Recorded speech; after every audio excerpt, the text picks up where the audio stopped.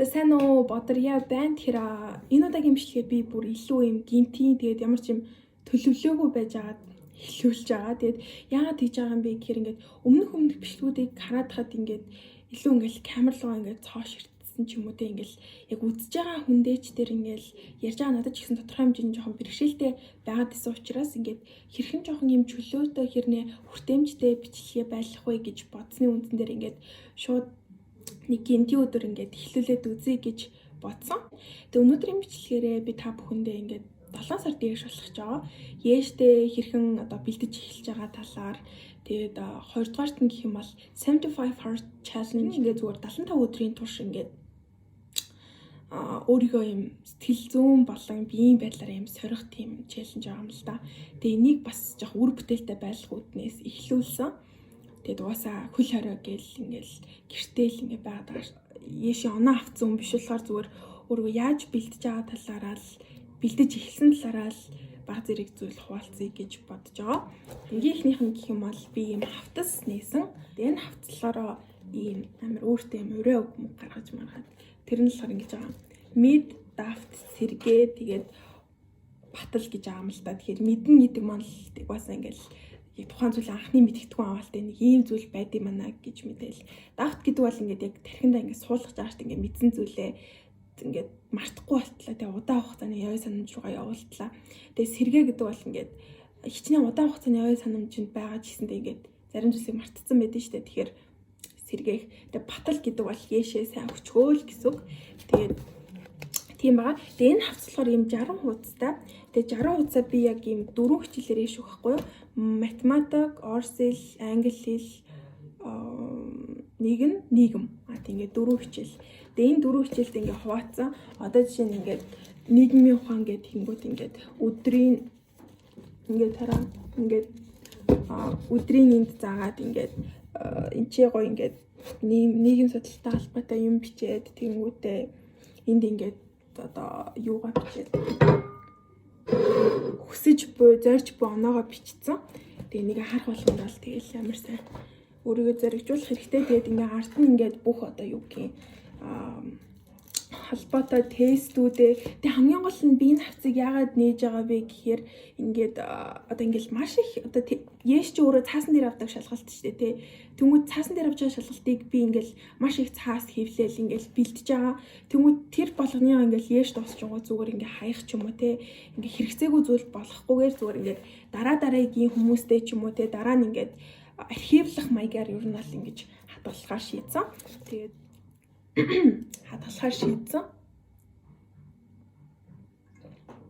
хадгалахаар шийдсэн.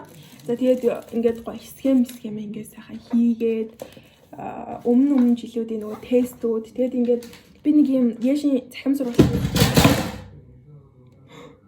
за яах миний гэрэл болчихлаа. Өрөө ингээд тодорхой хэмжээний гэрэлтэй ч гэсэндээ амар юу харанхуй байдаг. Тэгээд би ингээд скотчор ring light-а байлуулдаг байхгүй юу? Энэ хайж байхгүй мах та. Би нийгмийн цахим сургалтанд суужсэн чи юм яг хэрэгтэй юм одоо нэр томьёоны юм номын ашиглахаас илүүтэйгээр бас яг юм сэдв болгон дээр юм юу өгчээсэн. Нэр томьёоны юм бүр юм гоё түүцэн хэрэгтэй чухал нэр томьёонууд юм өгчээсэн. Тэгээд тэрийг ингээ хэвлээд тодруулаад хийсэн. Тэгээд хийцэн байгаа. Нийгэм бол бүр маш адармаатай. Яагаад гэх юм бол ингээд нэр томьёонууд нь гэхэд ингээд амар их салаалцсан те нийгмийн харилцаа, үйлдэл, нийгмийн бүтэц гэл. Тийм болохоор нэр томьёогоо бүр ингээд зайлшгүй гэж оруулсан. Гэтэ ном ч гэсэн угаасаа мэдээж хэрэгтэй. Энэ номыг би ингээд 10 дугаар ангид авч ирсэн. Ингээд нэлийн ашиглаж байгаа. За тэгээд одоо жишээ нь ингээд өөрчн ингээд дараагийнх нь ингээд англи хэл хэлж байгаа юм л да. Ингээд англи хэл хэлж байгаа. Тэ ингээд англи хэл дээр ч гэсэн ингээд өмнө онуудынхаа тестийг ажилтдаг шүү дээ. Тэр тестүүдэд оруулаад тодорхой нэг phrasal verbs байдаг.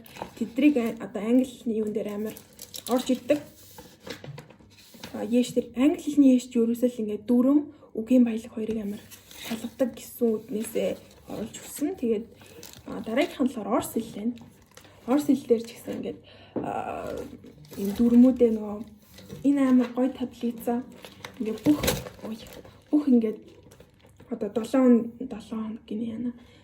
Падяжууд тэгээд предлог тэгэл числительний энэ төр гэж бүх одоо юмнуудыг ингээд нэг таблицад багтаацсан. Амар амар өгдөг. Энийг хараад сайхан хийдэг шүү дээ. За тэгээд математик бол одоогор хоосон байгаа. Яг үннийг хэлэхэд тэгээд математик дээр бол би өмнө онуудынхаа тестийг ажиллаа. Тэгээд бас нэг тийм өндөр оноо бол математиктаа сайн гэж хэлэхгүй. Гэхдээ мэдээж сонгоцсон юм чинь тэгээд тодорхой хэмжээнд бэлдээд өгнө. За миний хавцсны түүх бол нэг иймэрхүү. Тэгээд дараагийн хүүхдүүдэд дүүнартаа ч гэсэн хэрэг болох байх.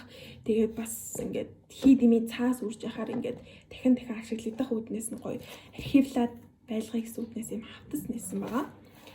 За хоёрдугаарт нь гэх юм бол upgrade гэдэг нэг юм сургалтын ийм платформ гэх юм уу. Тэр платформ дээр ингээд амар мундаг багш нарын ийм хичээлүүд орсон. Тэгээ тэр хичээлүүдийг ингээд өөрийнхөө хүссэн сэдвээр нь ингээд үзэж байна. За upgrade ийм сайт байгаа. Сайт руу ороод ингээд багцаа сонгоод хичээлээ сонгоод явна. Тэнгүүд ингээд хичээлүүдээ энэ дээр сонгоод одоо жишээ нь ингээд физик дээр гэх юм бол энэ амар мундаг багш гэсэн төвдөнд орж гээд улсыг 11 удаагийн аврах гэсэн баха. Тэгээд өөр нь бол маш мундаг шавнартай өөрөө ч гэсэн мундаг багш байлээ. Тэгээд хэрвээ физикээр өгч байгаа хүмүүс бол энэ багшийн хичээлийг үзсэн баха. Тэгээд мундагтаа л явах.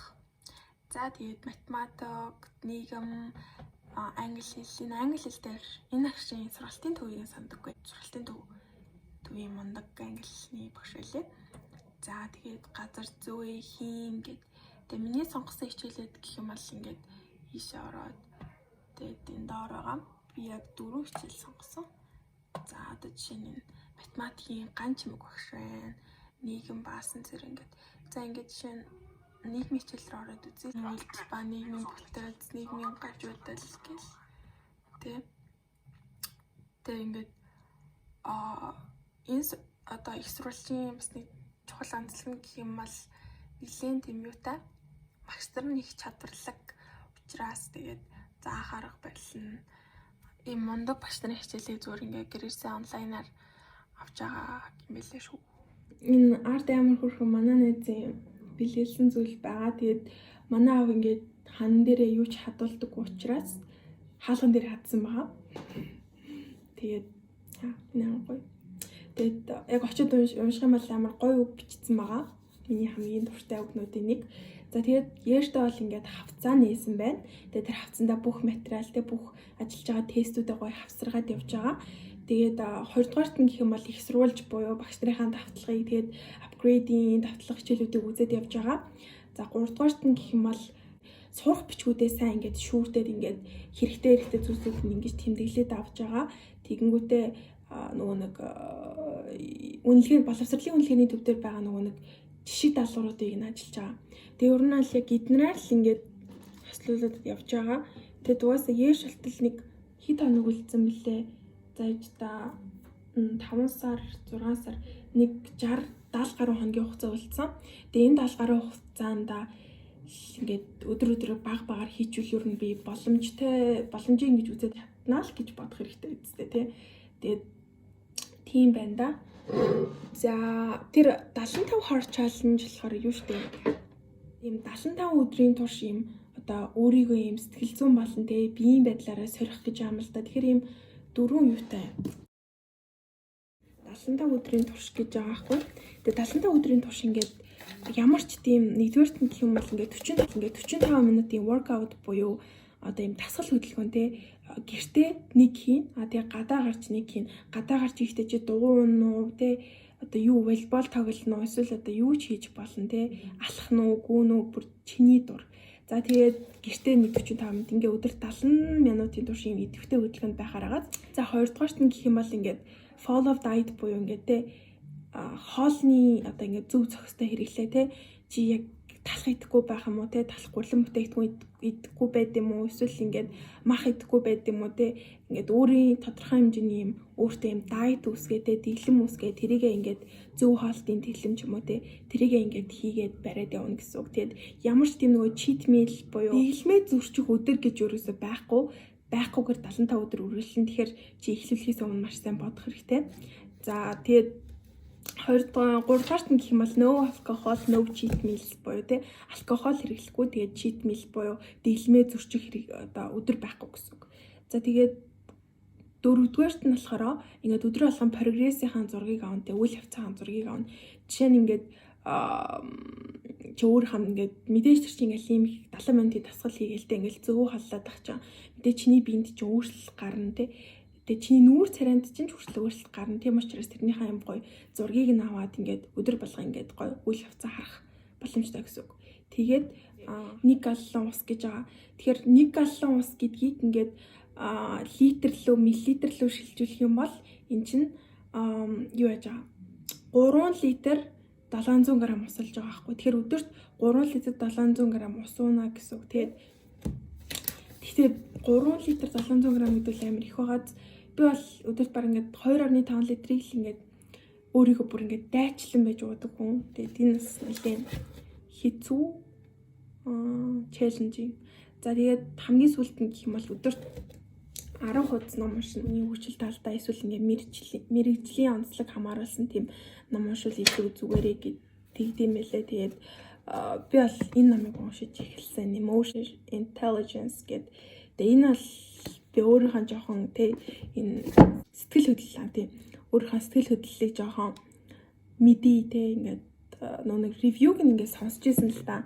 Ревю энтрийн зөндөө сонсч ирсэн. Гэтэ зүгээр яг өөрөө уншиж үзье гэж бодоод тэгээд энийг хэлсэн. Тэгээд ер нь тийм 10 хуудас гэж байгаа болохоос чи 10-ыг уншиж болно, 15-ыг уншиж болно, 17-г уншиж болох байхгүй тий.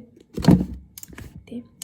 За тэгээд нэг ийм 5 үйл явцыг ингээ багтаасан 75 өдөр байна. Тэгээ энэ 5 үйл явц ингээд нэг амар ядаргаатай юм шиг хэрнээ зүгээр ингээ хийгээд явах юм бол амар энгийн зүгээр ингээ чамаг амар зөв зам руу хөтлөх 5 зүйл байгаа байхгүй тий. Тийм болохоор энэ 5 зүйлийг ингээд хэрэгжүүлэх 75 өдөр байгаа. Үйл явцаа чи гоё ингээд олон нийтэд ийлж байлгаж болно, эсвэл бүр юм залдаарч явуулж болно. Тэр бол ингээд чиний дур. Тэгээ миний хувьд болохоор ингээд TikTok дээр ингээд гоё өдрөө багтаагаад явдсан юм уу гэж бодсон. Тэгээд эхний нэг өдөр оруулсан. 75 hard. Annie Frischella, the CEO of First Form, put out this challenge a while back, and he said on his podcast he thinks only 2 people will do it. Obviously, more have done it since, but he says it's very difficult. A mental toughness challenge with 5 and 5 rules only. Rule number 1, follow a diet, no cheat days, no cheat meals, no alcohol. Rule number 2, 2 45-minute workouts every single day. One of them has to be outside. Rule number 3, drink a gallon of water a day. Number 4, read 10 pages in an entrepreneurial nonfiction book. Number 5, take a progress picture every single day of the challenge. 75 hard challenge-ийн тэмдэглэе. Тэгээд жишээ нь ингээд зүүн талаасаа яг одоо хэрэгжүүлсэн өдрөө ингээд шилжүүлнэ. 75 hard challenge дээр нэг юм чухал дүрэн байдаг заяа. Тэр дүрм нь юу юм бэ гэхээр ингээд чи хэрвээ 30 дахь өдөр дээрээ явж илаа гэж бодоход те ингээд 30-ны дэх өдрөө хийгээгүй заяа. Тэгэнгүүтээ 32 дахь өдрөө үргэлжлүүлэхгүй шууд дахиад эхнээсээ нэг дэх өдөр рүү орно. Тэр эхний нэг дэх өдрөөс эхлэн гэсэн. Тэгэхээр яг энэ дээр энэ одоо челленжийн хамгийн чухал юм оршоод байгаа байхгүй ингээд чи маш тийм тууштай тэгээд нэг юм тогтвортой 75 өдрийг ингэж туулах хэвээр одоо сахилга баттайгаар тий. Тэгэхээр өөрийн сахилга баттыг чи өөртөө амар сайн сулгах боломжтой гэсэн үг. Тэгээд жишээ нь ингээд бодоод үзэлтэй би ингээд амар ингээл 40 дээрээ 50 дээрээ явж иж ингээл амар бууж өгөхгүй яваалаа гэж ингэж бодоод ах юм бол бодоол тэгэл ингээ алхасч юм бол дахиад нэгдний өдрөөс эхэлнэ. Мэдээж чи өөрийгөө хуураад ямарч нэмэргүй штэ тий. Тийм болохоор энд хамгийн чухал юм норшиж байгаа. Сахилга баттайгаар тий ингээд амжилттай туулаад явж агаад ингээд 14 хоног болгон юм гоё апдейт хийгээд тий ингээд ийм үр дүн гарч ийм санагдчихин гэдэг зүйлсүүдээ ингээд бэлгээр хуваалцаад явах ах. 75 hard challenge-тэй холбоотой бүх одоо мэдээлэл өгөх линк хийн тэгээд нэг юм тэр зүйлийг ингээд тайлбарлсан бүр чухал холбоосуудыг тэг бас нөгөө нэг темплейтүүдийн те оруулаад орхий доор тэг та бүхэн бас сонирхоод үзээрэй. Тийм ээ.